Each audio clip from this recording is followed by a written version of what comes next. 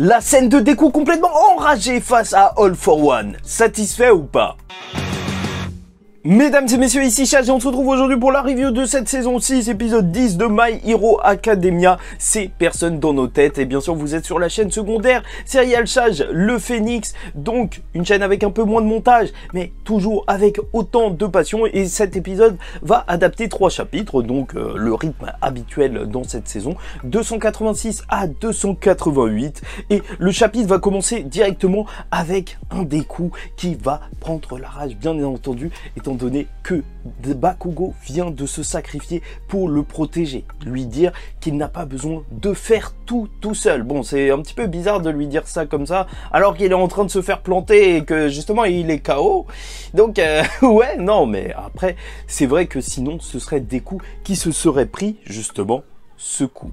Et là où cette séquence est quand même bien réalisée, on voit un Deku complètement enragé, foncé sur All for One qui se moque de Bakugo, qui dit que son sacrifice n'a servi à rien, alors c'est vrai que personnellement en fait ça reprend les cases du manga mais ça va pas beaucoup plus loin et c'est pour ça que pour moi ça reste quand même une bonne scène mais pas forcément la meilleure des scènes auxquelles je m'attendais. Mais par contre bien sûr tu ressens quand même l'intensité, il pète le truc de All for One juste en le mordant, il est juste monstrueux des coups à ce niveau là et t'inquiète pas, on en reparle à la fin de notre vidéo de ce que j'aime particulièrement dans une adaptation quand justement ça va plus loin que le matériel de base. Mais là, c'est pas vraiment parti plus loin. Bref, ils vont dans le monde des vestiges, donc là où ils vont avoir une connexion, et là, ça devient complètement différent. Déjà, tu vois Nana Shimura qui pose sa main sur Deku, un Deku qui ne peut pas bouger dans ce monde, et déjà, il y a un parallèle entre,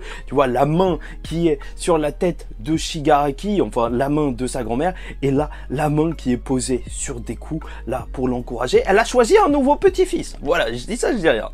Non, bien évidemment, en plus, le personnage est plus ou moins central, Nana Shimura, parce qu'elle est un petit peu liée à tous ceux qui se trouvent dans la pièce.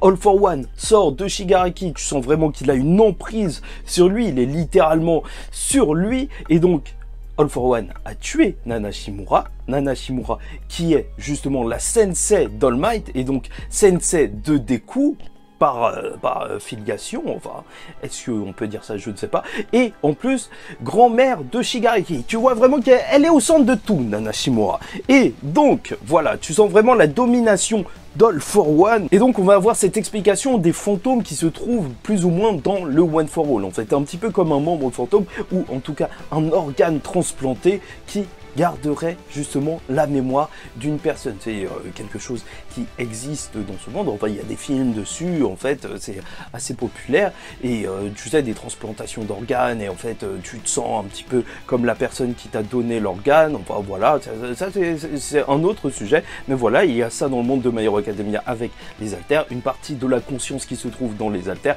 et c'est pour ça que voilà, il y a des fantômes dans le One for All, et encore une fois, là on te réappuie le fait que le All for One et le One for All, ce sont tous les deux des haltères qui, en fait, bien sûr, se rapprochent de plus en plus avec plusieurs haltères à leur disposition. Mais ce qui fait leur différence, c'est que s'il y en a un qui soumet par sa force, justement, le All for One, donc littéralement, tu vois, Shigaraki, il est écrasé par ça. En fait, tu voles les haltères, tu les redonnes si tu veux ou pas. Alors, le One for All, ce qui le différencie, c'est surtout la volonté, en fait.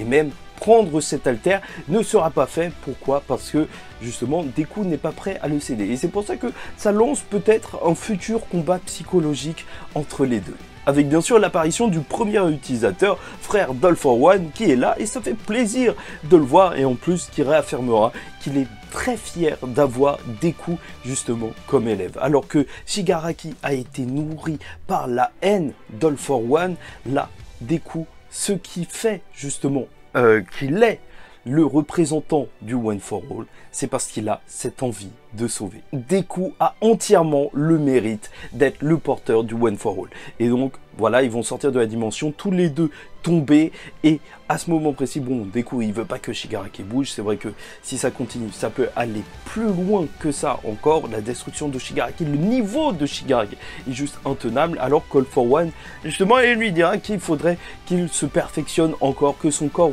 soit vraiment à 100% pour qu'il puisse justement prendre le One for All. D'ailleurs, n'hésitez pas à liker ou disliker la vidéo, commentez, donnez-moi votre avis en commentaire et vous abonner si vous n'êtes pas encore abonné, parce que chaque semaine, on parle de l'épisode de My Hero Academia. Et là, on va passer du côté des vilains.